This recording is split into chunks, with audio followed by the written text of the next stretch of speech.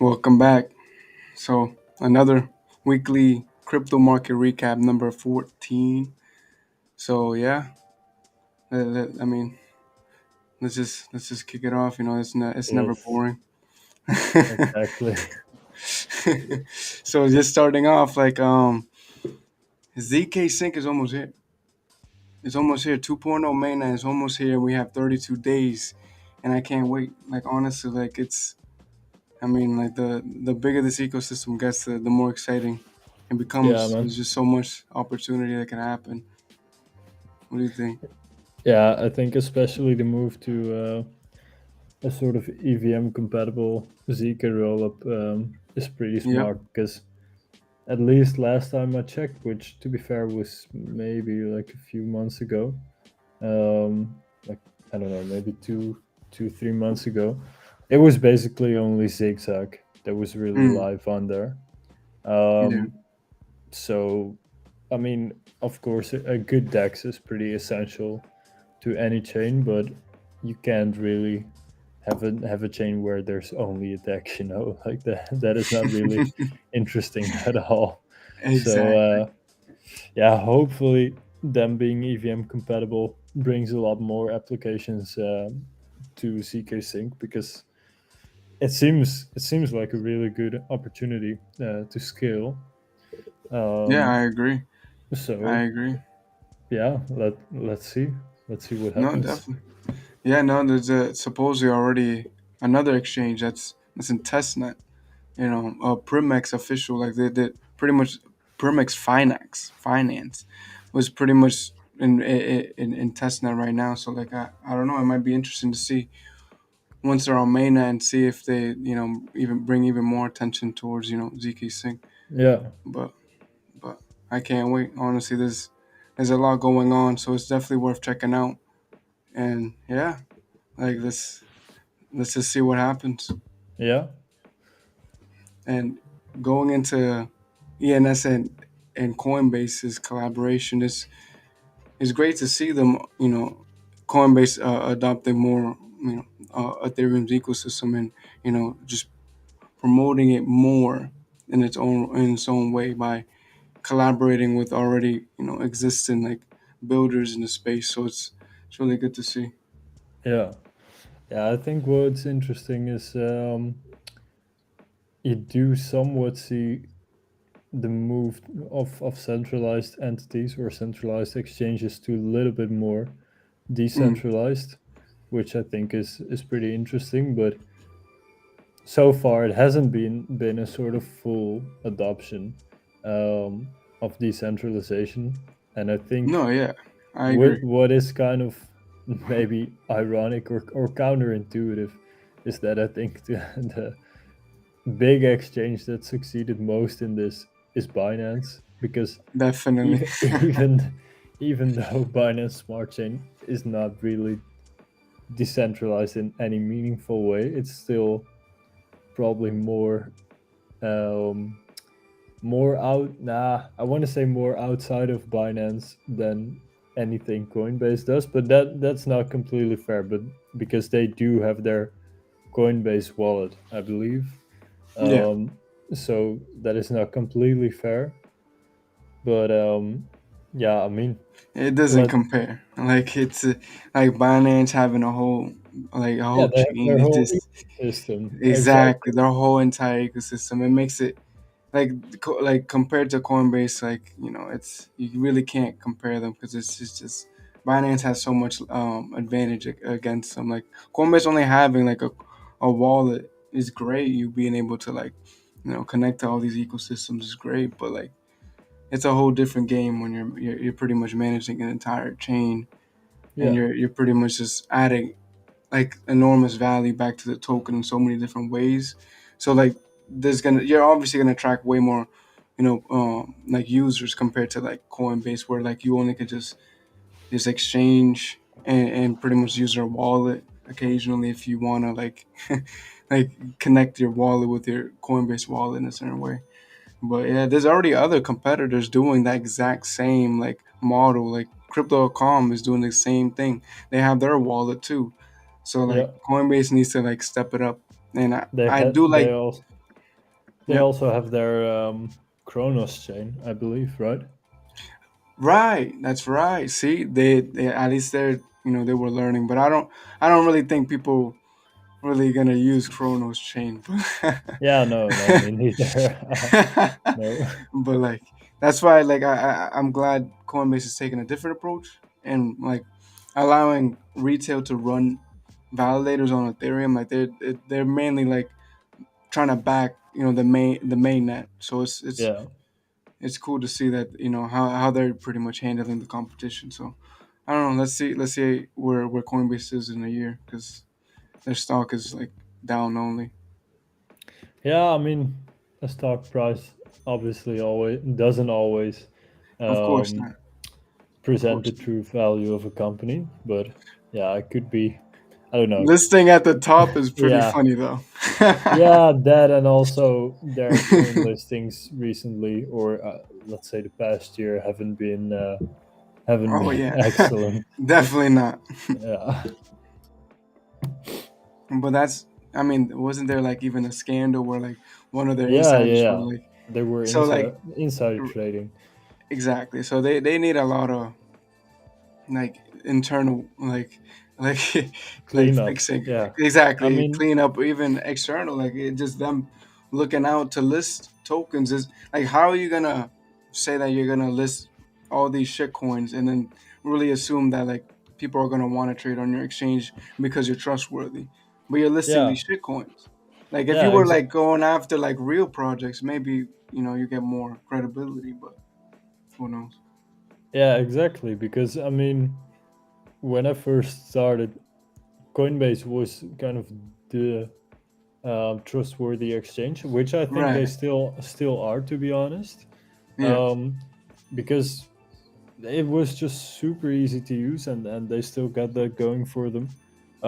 But that also came with kind of a limited selection of coins. Like it Yeah. wasn't it wasn't as much as Binance, for example. Right. Um, but now, like, the thing is, it seems to me like if you're trying to portray that image of like the trustworthy exchange, you also want to do some due diligence on the coins you list, the coins I or mean, tokens at you least, list. But yeah, it's just so stupid, right? Because you can definitely have more than, let's say, 30 or even 100 coins that are from pretty good projects, but don't try to list coins just for the sake of listing more coins and then listing absolute dog shit. and that's the problem because they're like, oh yeah, we list more tokens. That means more users, more fees. But like, Yeah, then your credibility goes out the window. And then when like, you announce a certain number of tokens that you're gonna list, nobody's really excited because it's like, oh, like everyone what? knows their shit. Yeah, what dog shit did Yeah, you bring today? Like it's just yeah. like, come on. But like, I, I don't know. It's I interesting. mean, I think it's also going again, like on the branding. if Mm, you're if you're an exchange like KuCoin, right? Then mm, people know you just list any kind of random shit, and it doesn't really matter to your users because exactly. that's partially why they're there, right? It's just Right.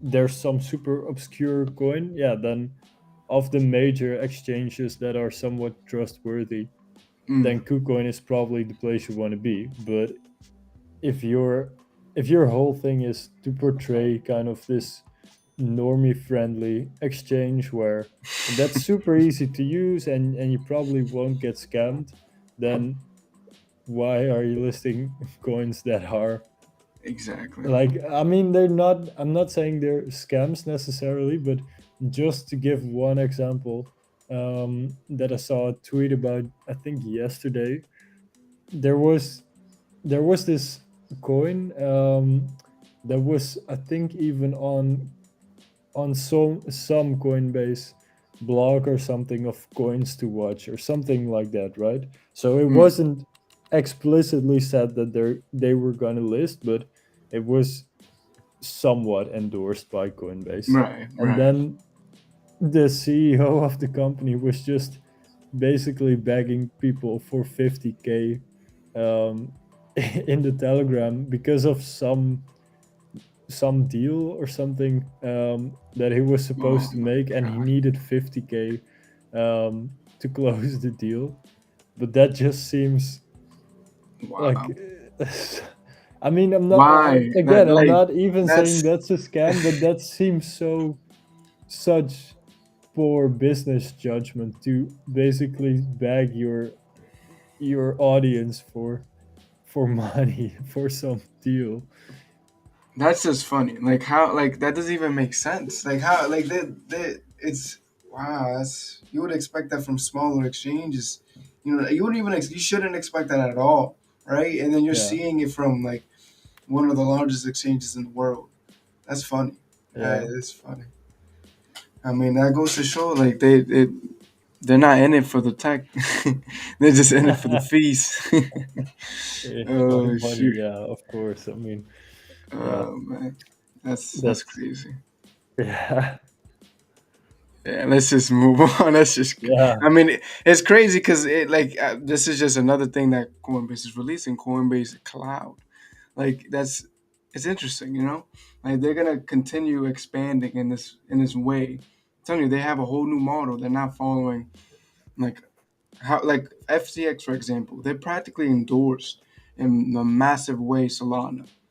So yeah, yeah, it definitely, makes sense. You see what definitely. I'm saying? So like it Yeah, makes sense. Coinbase backing Ethereum as much as they can, build products around the ecosystem as much as they can because you know they see it as their opportunity, like compared to the other competitors and the way they structured their business model. So I mean, it's interesting. I really want to see where they're at in a year because like if they continue the route they're going with, like how they list tokens and how they manage things, I don't know. Like it might, it, yeah. I it mean, might get messy. it could be two different things, right? I'm Hmm. imagining a company of the size of Coinbase is probably not just three people sitting in a room and I it's all hope done. not. It's definitely not just like three people just doing all these different things. So it could just be that the listing department is kind of shady, Right, um, right, but the yeah. rest is pretty decent.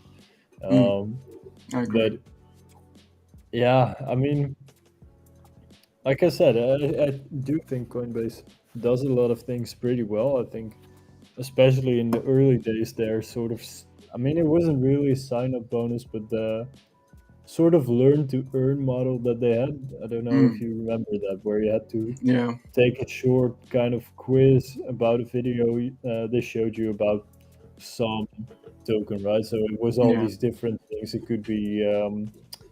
could be the graph, or I think I answered a few questions about Stellar, or mm, right, any sort of crypto. It was usually the somewhat bigger ones, but not yeah, necessarily. And then you would get, I don't know, $20 for free or something. Um, yeah. That's pretty good that they did that. I mean, like yeah, imagine doing that at the scale that they did it. It was a lot of money that they gave away, you know, and like yeah, for sure.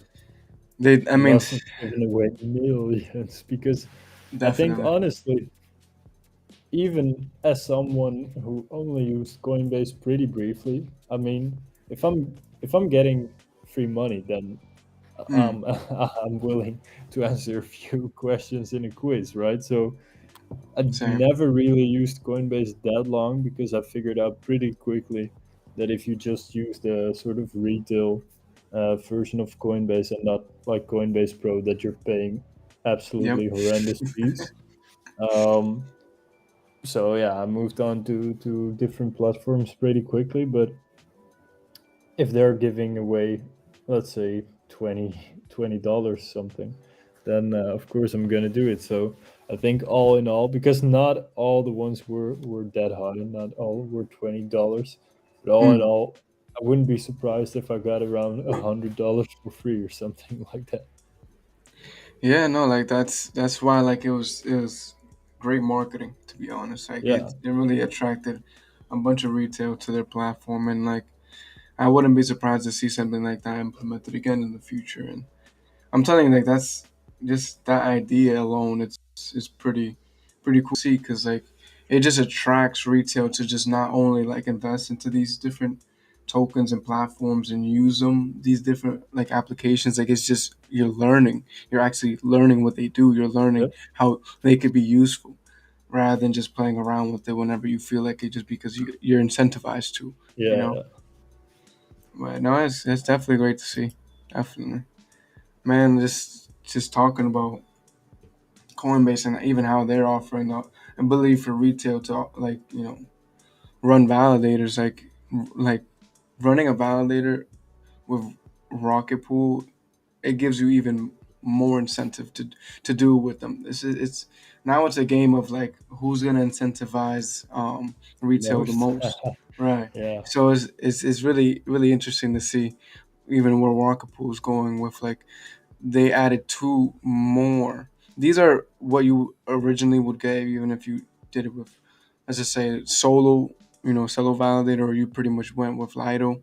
I don't know what like Lido would offer, their own incentive, of course, but like this is what Mhm. Rocketpool also offers. So it's commissions and their own tokens. So like it's really cool to see that, because like Yeah. it's gonna like Coinbase can't really do that unless they like restructure everything in a certain way. But I can't wait to see other like companies come out where they pretty much replicate what Rocket Pool's doing here, because like it's where Ethereum is at with like essentially what was it? It was Kraken, Lido, and Coinbase, or Yeah. yeah, right. So they already held And almost 51%. You know, I think also maybe was the Bitcoin Swiss. what do you mean? I think there was another company that was pretty Mm, big probably. on the validator stuff. But yeah, I mean, it just needs to be decentralized, but that's obviously easier Yeah. said than done. So Of course, it will take yeah, time, of course, but yeah, like definitely. that's why I like these Rocket Pool, even Coinbase allowing for the ability for retail to get in, because like it's just gonna show other companies that they could do the same, and then it's gonna slowly become more decentralized, with time. Just like how we've seen like with so many different mining companies, we're gonna see with like these type of companies like this offering retail the ability to run validators on their own. So it's gonna be very exciting to see where things go. Yeah, that's pretty good. And supposedly SEC charges IAM Ballin for promoting unregistered ICOs. So I mean, Wait, who is that? I don't really know who that is. It's Okay. and like it's someone from I guess in India that was promoting scams, and like they got caught. I wasn't really sure like what was going on there, but it was definitely interesting to see something like this actually, you know, like some justice coming into play where like Hmm. someone gets caught doing something like this, because you see you in crypto YouTube doing it 24/7. So it's like Yeah, it's really, yeah, like like it's really unexpected to see someone actually getting caught for just pumping and dumping on retail. yeah. Like it's Then I it think, must have been really, really bad. oh yeah, definitely.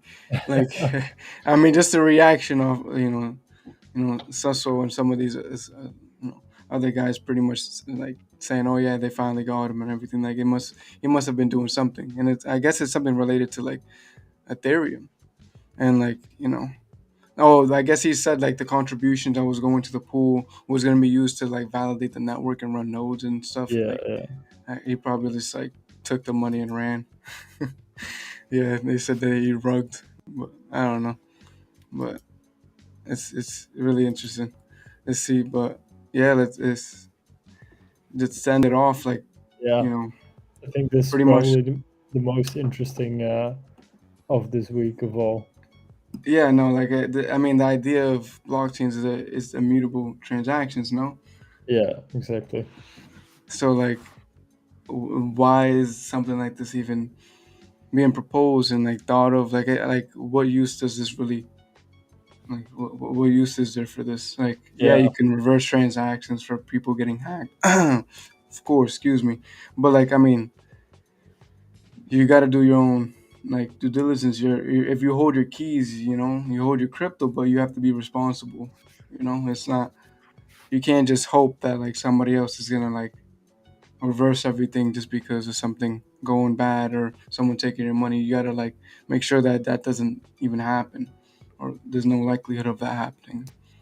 yeah, yeah. And okay, I guess one sort of clarification for this was just proposed as an additional standard. The proposal is not to just replace all existing tokens with these reversible tokens. Hmm. So that is a good sort of Okay.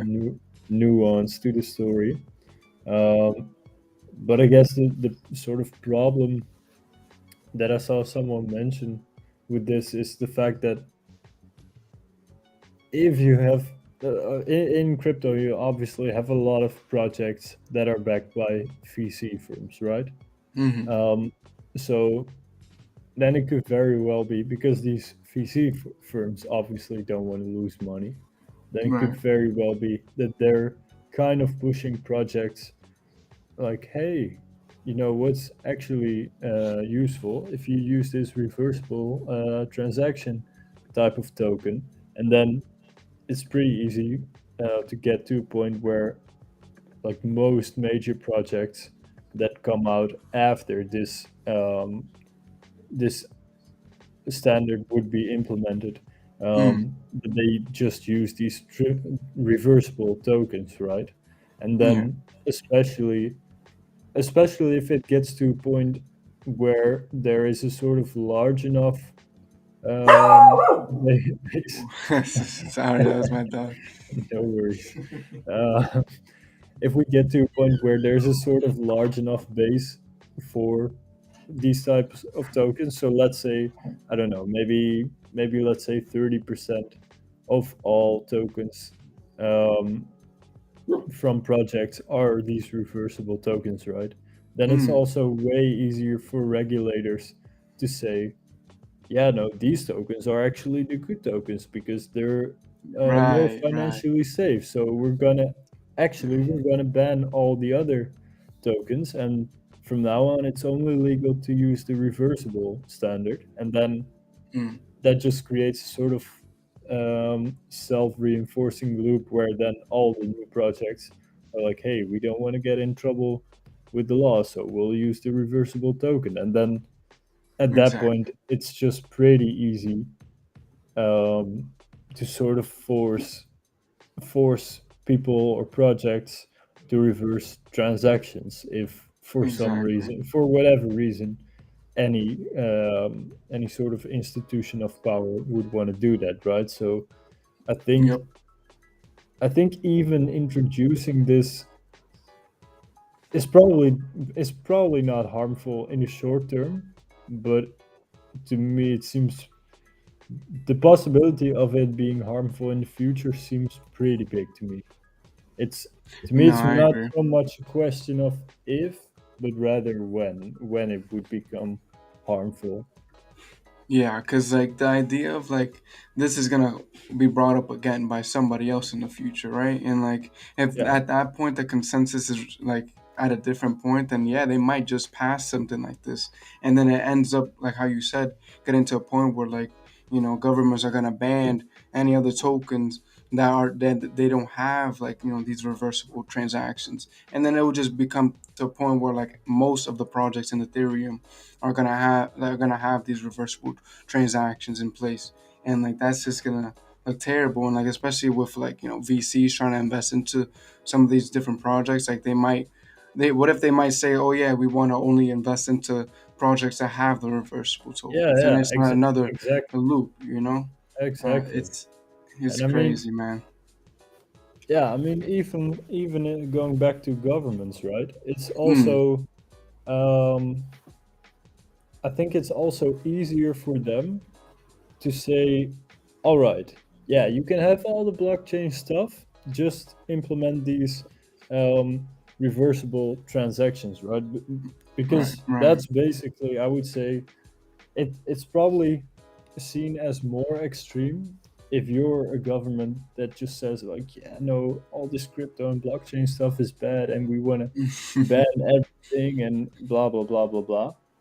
Right. Whereas you achieve, not directly but indirectly, you can probably achieve roughly the same goal, by just saying, yeah, no, we're fans of blockchain and everything, but just make sure it's safe, and to make sure it's safe, implement these reversible tokens. So we can just say whatever transaction we don't like, yeah, no, actually, just reverse that, then Yeah.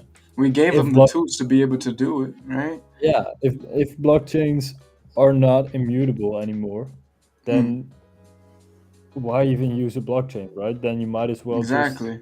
go back to using centralized databases because they're probably cheaper and faster. So yeah, Exactly. then why are you even using blockchain anymore? Yeah, Um, couldn't agree more. yeah, It's definitely interesting everything going on in the space right now. But like, I mean, yeah, you know, like it's a bear market. It's people are just trying to figure everything out. Like people are now yeah, just trying to like the ones that are in the space at least are still trying to like figure out what could be the best route to go with regulations, with the expanding ecosystem, everything along those lines. It's just it could be really interesting to see where everything is in the next couple months to years. So like, I mean, by the next bull run, who knows what could be the catalyst that like just kicks everything off, right? And like, I mean, yeah, this last bull run, it was pretty much DeFi, and DeFi was like it was like there in 2019, but it was mainly unheard of at a large scale. Like it wasn't like, oh wow, like this is actually impressive, until we yeah, started seeing yeah, some more development, right? So who yeah. knows? I mean, I think one of the first sort of quote unquote DeFi transactions that I did was on IDEX. I don't Hmm. remember. I don't know if you remember IDEX, but Nah. it was basically a sort of decentralized order book, but it was just the UI and UX was just pretty shitty. Um, and yeah, I think it changed more when you get things like Uniswap and Aave, Yeah, and I they agree. were way better designed. Yeah. Yeah, I don't And it know. just kicked everything off. Like everybody was just like realizing, oh, okay, this is actually possible, and this is the way to do things. So then, like, yeah, you started just seeing this boom. So I really can't wait to see Yeah, what happens in the next bull run. I mean, even like, imagine if there's a DeFi 2.0 with under collateralized loans or no collateral yeah, loans. Like, that could be another catalyst that could be huge because that's like an entire untapped market. Like we're dependent off banks right now because of this ability to receive under collateralized or yeah. no collateralized loans in the form of credit cards or personal loans, right? So like it's I cool. It's really cool. I think also privacy and Yeah, a million maybe more percent. like more like betting markets, especially Mm, prediction markets, could be something that yeah, hasn't really been explored as much. Yeah, that could be interesting, but who knows? I mean, it's yeah. it's really no telling because also NFTs. I mean, who would have Mm, thought in, let's say, 2018 that NFTs were like, let's say, roughly a year after the DeFi summer happened, right? yeah. Who could have predicted that NFTs would be the big thing? Nobody. Yeah, I Yeah, could tell you that. I guess but that's why like we don't know what could pop until it really pops. Like you could have an yeah, yeah, idea. Like let's just exactly. say you was already aware of like, wow, this technology is quite useful in so many ways. It might be, it might have a boom in at a certain point. You really can't predict when, but it might. But like that's that. Yeah, you really don't know. Like at the end of the day, and like there could be a whole new thing that could be created overnight or after some time, and like it just changes everything. And that could be the new catalyst. So who knows? Yeah, man, Yeah, it's exciting. So. I mean, another week. That's what I love. The space is always Exactly. growing. Exactly. But yeah.